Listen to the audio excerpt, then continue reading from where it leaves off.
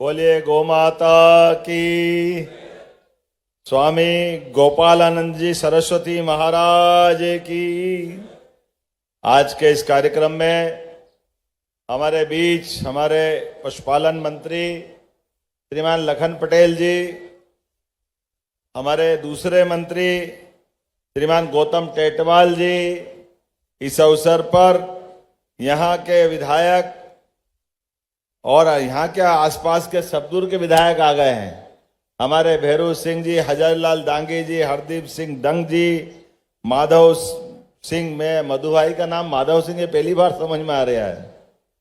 इस अवसर पर जिला पंचायत के अध्यक्ष माननीय मुन्ना भैरू सिंह चौहान जी, ओम मालवीय जी, दिलीप सकलेचा जी, नाम तो बहुत सारे हैं। पूरे मंच को प्रणाम करता हूं और महाराज जी को प्रणाम करता हूं। जोरदार अभिनंदन कर दे हमारे चिमन भाई पटेल के लिए भी, जिनके अग्रवाल, अरे मैं तो जितने गुजरात अब देखो सबको पटेल ही मान लेता। अग्रवाल जी आपका अभिनंदन है, बहुत बहुत बहुत अभिनंदन है। हम सबका सौभाग्य है सालरिया गौ माता की गौशाला के इस क्षेत्र में एक तो इसका अभयारण्य नाम हटाना पड़ेगा। अभयारण्य से थोड़ा अटकता है नाम। माननीय लखन भाई, ये गो अभयारण्य तो टाइगर अभयारण्य हो सकता है। गो अभयारण्य, गो तो हमेशा मनुष्यों के साथ जीने की आदत जिनको है, तो वो अपने अस्तित्व के लिए वो कभी अकेली पैदा ही नहीं हुई। और हमारी माता है, एक माँ हमको अपने दूध आंचल से पिलाती है और दूसरी माँ पूरा जीवन देती, वो गौ माता होती। मैं दोनों हाथ जोड़ के प्रणाम करता हूँ इस भाव के लिए। 33 करोड़ देवी देवता का वास इस गौ माता के साथ हो। और इतना ही नहीं, भगवान की दया से इस चराचर जगत में आप अपनी जीवन लीला जो जितना जैसे जीना जी लिए, लेकिन उसके बाद भी अगर कोई काम आएगा तो या तो आपके पुण्य कर्म काम आएंगे या गोमाता काम आएगी हमारे लिए। इसके अलावा और तीसरा कोई बीच में कहीं से कहीं तक आता नहीं। मैं आज जब यहाँ इस गौशाला में जन्म दिवस की बात कर रहे हैं, वैसे तो प्रत्येक सांस के साथ जीवन है, हम सबको मालूम है। एक सांस अगर अंदर से बाहर नहीं आई तो हो गया समय पूरा। और ये पतंजलि के हिसाब से सामान्य सांसों की गिनती अगर लें तो 24 घंटे में 21,500 सांस ये हमारे साथ सांस गिनती की आती। और इसीलिए ये कहा गया कि परमात्मा ने आपकी एक एक घड़ी, एक एक सांस, जन्म तो एक बार हो गया, जन्म के बाद हर एक कोई अब जिसका जीवन चल रहा आगे, वो सब मृत्यु की तरफ दौड़ रहे हैं, कोई इससे बचता नहीं। लेकिन ये मजे की बात है कि कोई मानता नहीं कि मेरी मौत आएगी, उसको लगता बाल बाल मैं बचा, बस इसका जो होना हो गया, इससे आगे कोई सोचता नहीं। ये भगवान की लीला है। ऐसा भ्रम दुनिया में किसके पास होगा, जिसको सबको मालूम है कि अंततः सबका समय पूरा होगा। परमात्मा के कई जन्मों के पुण्य के बाद हमको मृत्यु लोक में कुछ कर्म करने के लिए परमात्मा मौका देता है। और 84 लाख योनियों के बाद माध्यम से हम और सौभाग्यशाली हैं कि हमारा भारत माता के आंचल में जन्म होता है, सनातन संस्कृति में जन्म होता है। यह हमारा सौभाग्य है। मुझे इस बात की भी प्रसन्नता है जब आपके सामने बात कर रहा हूं, यशस्वी प्रधानमंत्री श्रीमान नरेंद्र मोदी जी का अभिनंदन करो उनके अपने कामों के लिए। जरा ताली वाली बजाओ, आनंद नहीं आ रहा भैया, क्या बात है। हमारे बीच में कई जन्मों के पुण्य के बाद, मैं अगर उस समय तो हमारा जन्म भी नहीं हुआ होगा, जब देश की आजादी के तुरंत बाद सोमनाथ के मंदिर का निर्माण का प्रश्न खड़ा हुआ, सरदार वल्लभ भाई पटेल के लिए जोरदार अभिनंदन करो, जिनने वो इतना बड़ा मंदिर जन सहयोग से बनवा के खड़ा किया। और हमारे लिए सौभाग्य की बात है, डॉक्टर राजेंद्र प्रसाद जी ने पहले तो नेहरू जी से भी कहा था भैया बापू सिंह जी बुरा मत मानना, लेकिन वो नेहरू जी ने कह दिया कि मैं नहीं आऊंगा। और डॉक्टर राजेंद्र प्रसाद जी से कहा कि आप भी मत जाइए। अरे पता नहीं क्यों नहीं जाना भैया। हमारे लिए जब हम कमजोर थे, गजनवी ताकत में था, तब तोड़ दिया होगा, तोड़ दिया तो। लेकिन जब देश आजाद हो गया, 1000 साल की गुलामी, अपने सभी उन स्वावलंबी और स्वतंत्रता सेनानी के लिए जोरदार ताली बजाओ, जिनके कारण से हमको ये स्वतंत्रता मिली। जब स्वतंत्रता मिली आनंद के माध्यम से, तो अब तो हमारे लिए वही तो समय होना चाहिए था जब वापस सोमनाथ का मंदिर धाम जगमगाया।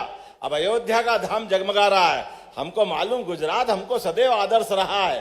सोमनाथ जी और सरदार पटेल ने भी उस समय आनंद लिया और नरेंद्र मोदी जी के माध्यम से देश झूम रहा है कि हाँ हम आगे बढ़ेंगे, उन्नति करेंगे।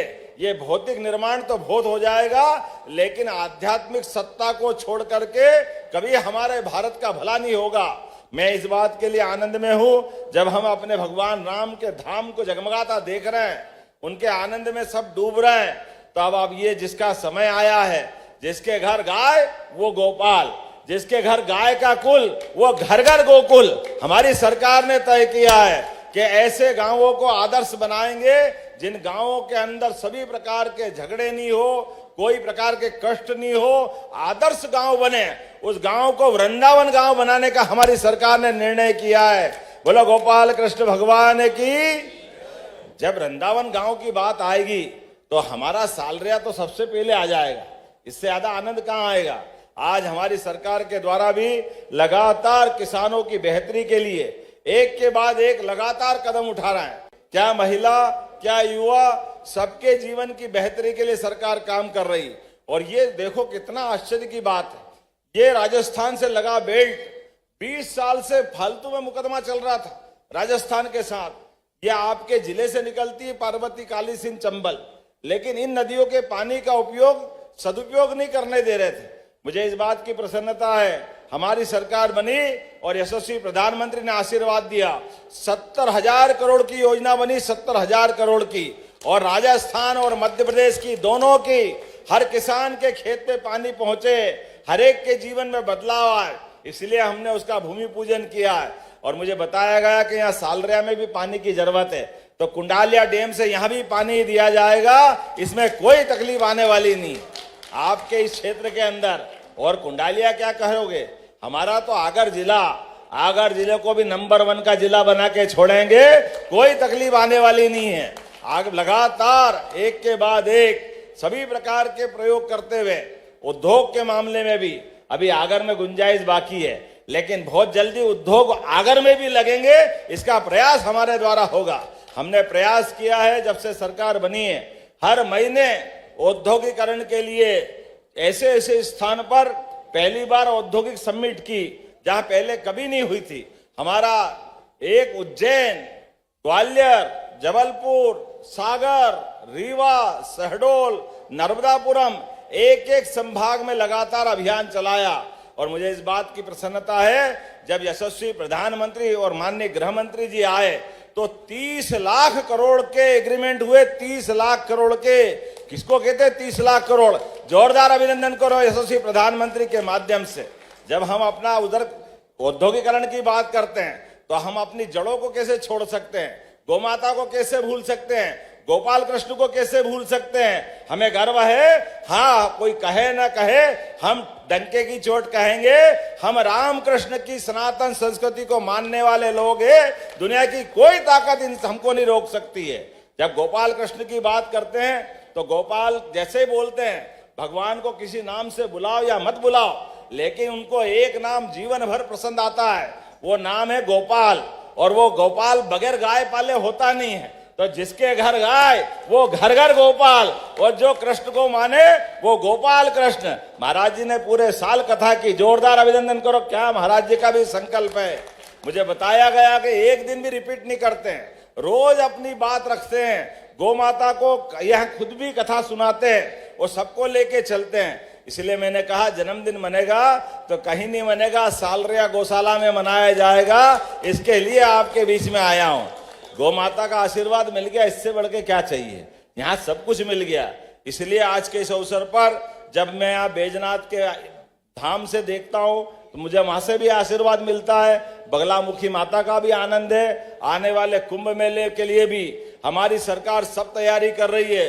किसी प्रकार की कोई कोर कसर बाकी नहीं रहेगी। सारे प्रबंध करके हमारा इलाहाबाद का प्रयाग का कुंभ मेला बहुत अच्छा हुआ है। हमारे यहाँ सिंहस्थ कहलाता है, ये सिंहस्थ भी धूमधाम से मनाया जाएगा। सारे प्रबंध हमारे द्वारा किए जाएंगे।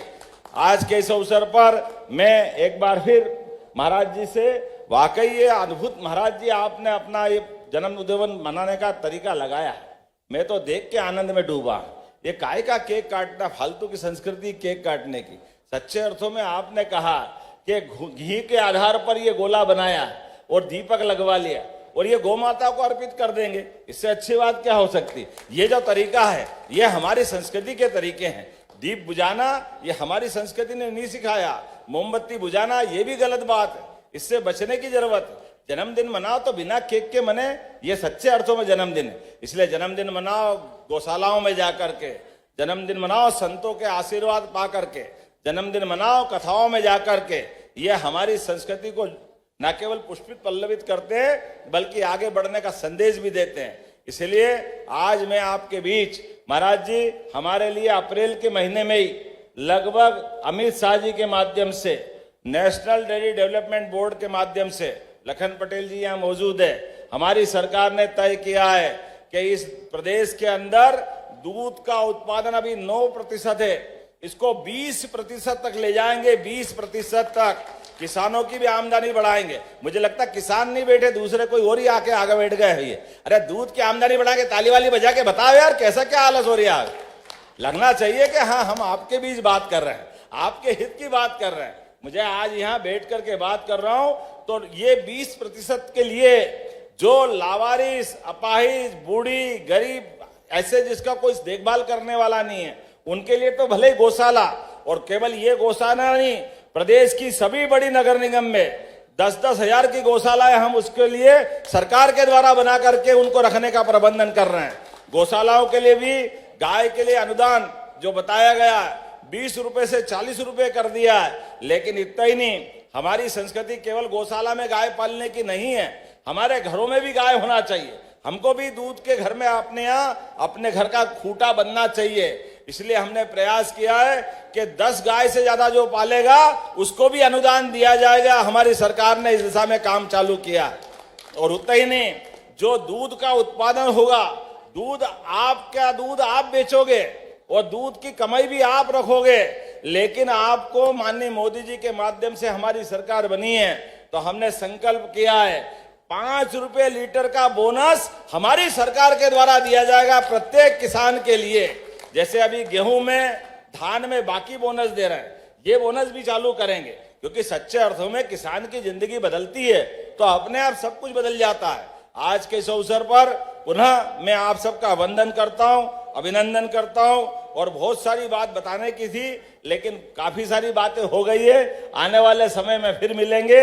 मेरी अपनी ओर से पुनः महाराज जी के चरणों में प्रणाम। महाराज जी, पूरा साल बाकी है, लेकिन मैं मान के चलता हूं ये साल खत्म होने वाला नहीं, वापस शुरू कर देना। अगला साल भी हमारा ही है, ये अगला साल कहाँ जाने वाला है। 2082 विक्रम संवत, सिद्धार्थ नाम का संवत, यह सिद्धार्थ नाम का संवत सबके लिए मंगलमय हो, मंगलमय हो। मेरी अपनी ओर से आप सबको शुभकामना, बधाई, बहुत बहुत धन्यवाद। भारत माता की जय।